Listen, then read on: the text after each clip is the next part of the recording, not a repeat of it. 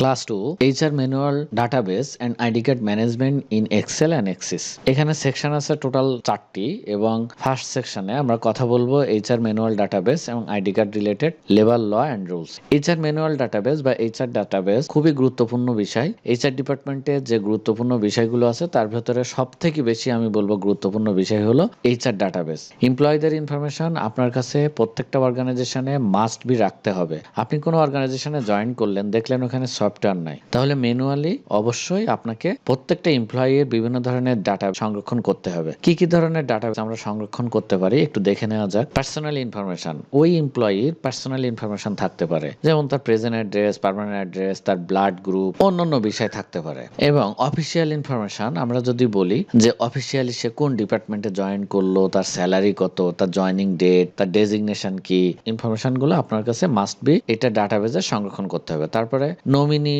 Information, nominee সম্পর্কিত তথ্য আপনার ডাটাবেজে থাকতে হবে। এডুকেশন ইনফরমেশন, তার শিক্ষাগত যোগ্যতা কি, কত সালে পাস করছে, তার রেজাল্টটা কি, এই বিষয়গুলো আপনার কাছে সংরক্ষণ করতে হবে। তারপরে তার এক্সপিরিয়েন্স, তার পূর্বের কোন অর্গানাইজেশনে ছিল এবং কত বছরের এক্সপিরিয়েন্স আছে এবং কোন কাজগুলো সে ভালো পারে, এই বিষয়গুলো আপনার কাছে ডাটাবেজে থাকতে হবে। এবং স্যালারি অ্যাকাউন্ট ইনফরমেশন, মান্থলি আপনি যে স্যালারিটা পে করবেন, এই ইনফরমেশন গুলো আপনার ডাটাবেজে মাস্ট বি থাকতে হবে। যেমন স্যালারি ইনফরমেশনের ক্ষেত্রে দুই ধরনের স্যালারি অ্যাকাউন্ট হতে পারে, একটা হলো মোবাইল ব্যাংকিং, একটা হলো কোর ব্যাংকিং। কোর ব্যাংকিং কার অ্যাকাউন্ট আছে, কার মোবাইল ব্যাংকিং আছে, এই বিষয়গুলো আপনার কাছে থাকতে হবে। এখন আমরা ডাটাবেসের ক্ষেত্রে আরো একটা বিষয় একটু বলে রাখি। আপনারা যখন ম্যানুয়ালি ডাটাবেস সংরক্ষণ করবেন তখন মাস্ট বি যত ধরনের ইনফরমেশন আছে তত ধরনের ইনফরমেশন এন্ট্রি দেওয়ার চেষ্টা করবেন। তাহলে দেখবেন আপনার কাছে যদি ডাটা থাকে তাহলে যে কোনো ধরনের তথ্য, যেমন আপনি ওই ডাটাবেস দিয়ে অটোমেটিক অ্যাপয়েন্টমেন্ট লেটার তৈরি করতে পারবেন, automatic nominee form, automatic age verification form, automatic increment letter,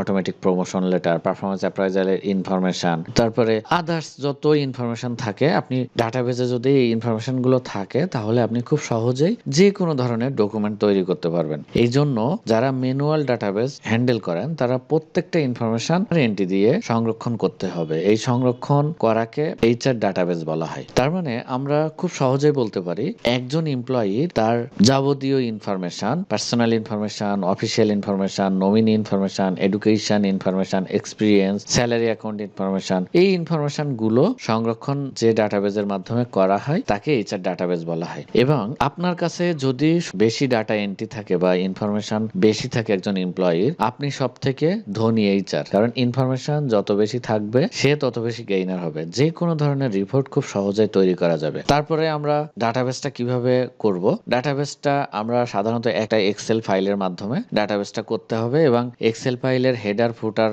যদি রাখেন তাহলে মার্কস করা যাবে না। মার্কস করলেই ডাটাবেস দিয়ে অনেক ইনফরমেশন বা অনেক লেটার তৈরি করতে হয়, ভ্যালু কাপ করতে হয়, বিভিন্ন ধরনের ড্রপ ডাউন করতে হয়। তো এইগুলো করতে গেলে আপনার হেডারে মার্কস করা যাবে না। এই জন্য আমরা সাধারণত ডাটাবেসে কোনো হেডার রাখি না। আপনি যদি মার্কস না করে হেডার রাখতে চান অবশ্যই রাখতে পারবেন। এবং আরেকটা বিষয় যে ডাটাবেসে অবশ্যই বাংলা এবং ইংলিশ রাখবেন, কারণ অনেক ক্ষেত্রে অনেক ইনফরমেশন ইংলিশে প্রোভাইড করতে হয়, আবার অনেক ইনফরমেশন দেখা যায় বাংলাতে প্রোভাইড করতে হয়। কারণ হলো আপনি কাকে লেটারটা দিচ্ছেন এটা আপনাকে জানতে হবে। কারণ দেখা যায় যে বাঙালির যদি আপনি চাইনিজ ভাষায় তার অ্যাপয়েন্টমেন্ট লেটারটা দেন সে তো বুঝবে না। এজন্য যার ভাষায় সে বুঝবে, যে কম শিক্ষিত যারা আছে বা এডুকেশনে একটু লোয়ার আছে যারা, তাদেরকে বাংলায় প্রোভাইড করতে হবে, বা ইংলিশে অ্যাপয়েন্টমেন্ট লেটারটা দিলে বোঝে তাদেরকে অবশ্যই ইংলিশে প্রোভাইড করতে হবে। এই জন্য প্রত্যেকটা ইনফরমেশনের পাশাপাশি যদি আপনি বাংলা ইনফরমেশন এন্ট্রি দিয়ে রাখেন তাহলে খুবই ইফেক্টিভ হবে। এটা এই ডাটা দিয়ে যে কোনো ধরনের লেটার, যে কোনো ধরনের ডকুমেন্ট খুব সহজেই তৈরি করতে পারেন। যেমন আমি আপনাদেরকে এই ডাটাবেস দিয়ে একটা অ্যাপয়েন্টমেন্ট লেটার তৈরি করে দেখিয়েছি। যেমন এখানে নিয়োগপত্র সম্পর্কে একটু বলে রাখি। নিয়োগপত্রে যে ইনফরমেশন গুলো কমন, যেমন দেখা যায় সবাই নিয়োগপত্র একই কথাবার্তা লেখা থাকে, শুধু ওই ব্যক্তির কিছু ইনফরমেশন যেমন ওর পার্সোনাল ইনফরমেশন বা অফিসিয়াল ইনফরমেশন বা স্যালারি, এই বিষয়গুলো পরিবর্তন হয়। যেমন আমি এখানে মার্কিং করে রেখেছি বোঝানোর জন্য যে এখানে এই ইনফরমেশন গুলো পরিবর্তন হয়। যদি এই লেটারটা আমাকে দেওয়া হতো, আমার ইনফরমেশন থাকতো এখানে, সব আমার ইনফরমেশন থাকতো। এই লেটারটা মিস্টার রফিকুল ইসলামকে দেওয়া হতো, রফিকুল ইসলামের যে ইনফরমেশন গুলো এখানে থাকতো, যেটা কমন। তা আমরা ওই ডাটাবেস দিয়ে, ডাটাবেসটা কত গুরুত্বপূর্ণ, ডাটাবেস থাকলে আপনি যে কোনো ধরনের লেটার, আইডি কার্ড তৈরি করতে পারেন। ইভেন আপনি ডিসিপ্লিনারি অ্যাকশন লেটার পর্যন্ত এই ডাটাবেস দিয়ে করতে পারেন। যেমন আমরা এখানে শুধুমাত্র আইডিটা চেঞ্জ করে দিচ্ছি, দিয়ে কন্ট্রোল পি দিয়ে দিলে এই ব্যক্তির অ্যাপয়েন্টমেন্ট লেটারটা প্রিন্ট হয়ে যাবে। এখন আমি যদি আইডি নম্বরটা আবার চেঞ্জ করে দেই, দেখবেন আরেকজনের হয়ে যাচ্ছে। এই ডাটাবেস দিয়ে করেছি। তা আমরা একটা ডাটাবেসে যদি সব ইনফরমেশন থাকে, তা আমরা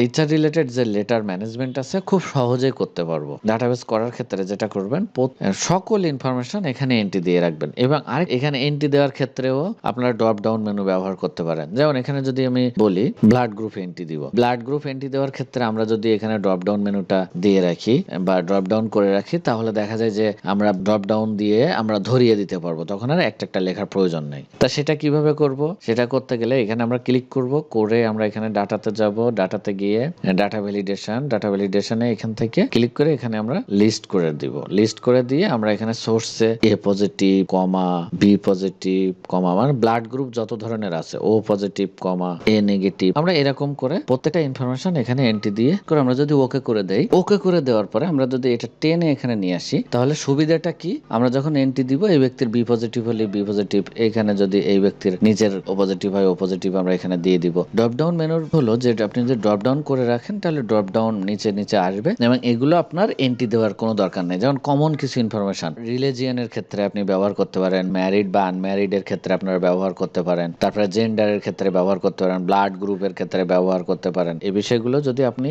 ড্রপ ডাউন মেনুর মাধ্যমে করেন তাহলে খুবই ইফেক্টিভ হবে। এখন দেখাবো যে ID card related labour law and rules. ID card related Bangladesh শ্রম আইনে ধারা এবং বিধিমালাতে উল্লেখ আছে। আমরা একটু দেখি। কোনো মালিক নিয়োগপত্র প্রদান না করিয়া কোনো শ্রমিককে নিয়োগ করিতে পারিবে না এবং নিয়োজিত প্রত্যেক শ্রমিককে ছবি সহ পরিচয়পত্র প্রদান করিতে হইবে। এটা বলা আছে ধারা 5-এ, বাংলাদেশ শ্রম আইন 2006 ধারা 5-এ বলা আছে। বিধিমালা 2015-তে বলা আছে 19-এর 5-এ। প্রত্যেক মালিক তার প্রতিষ্ঠানে নিয়োজিত প্রত্যেক শ্রমিককে ফর্ম 6 অনুযায়ী মালিকের খরচে ছবি সহ পরিচয়পত্র প্রদান করিবেন এবং উক্ত পরিচয়পত্র নিয়োগপত্র বাংলাতে প্রদান করিতে হইবে। তবে শর্ত থাকে যে প্রয়োজনে উক্ত পরিচয়পত্র বা নিয়োগপত্র ইংরেজিতে প্রদান করা যাইবে। তার মানে আমরা বাংলাতেও প্রদান করতে পারবো, ইংরেজিতেও প্রদান করতে পারবো। যেটা আমি বলেছি যে যে ভাষায় যে বোঝে তাকে সেই ভাষাতেই পরিচয়পত্র প্রদান করতে হবে।